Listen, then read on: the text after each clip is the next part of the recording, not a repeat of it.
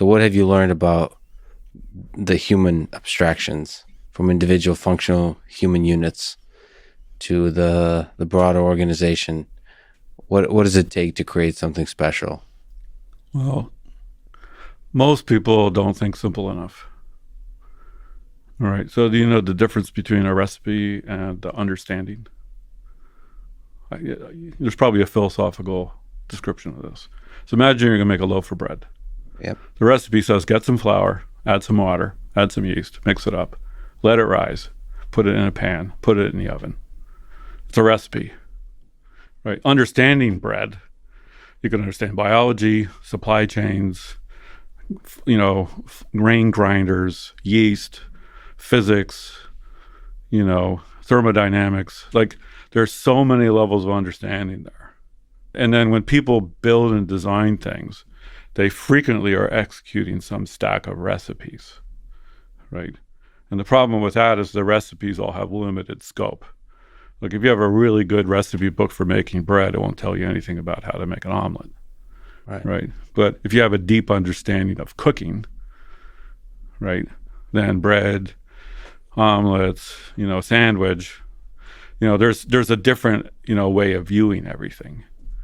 And most people, when you get to be an expert at something, you're hoping to achieve deeper understanding, not just a large set of recipes to go execute. And it's interesting to walk groups of people because executing recipes is unbelievably efficient if it's what you want to do. If it's not what you want to do, you're really stuck. And that difference is crucial. And everybody has a balance of, let's say, deeper understanding of recipes. And some people are really good at recognizing when the problem is to understand something deeply. Does that make sense? It totally makes sense. Does it every stage of development, deep understanding on the team needed? Oh, this goes back to the art versus science question. Sure. If you constantly unpacked everything for deeper understanding, you never get anything done. Right. And if you don't unpack understanding when you need to, you'll do the wrong thing.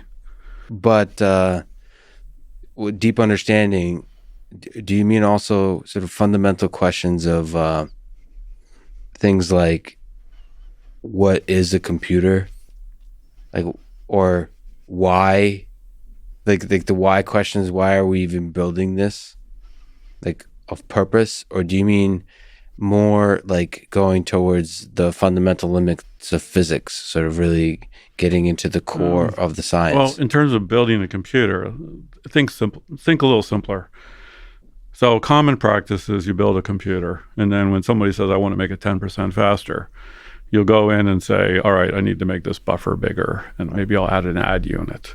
Or, I have this thing that's 3 instructions wide. I'm going to make it 4 instructions wide. Right. And what you see is each piece gets incrementally more complicated, right?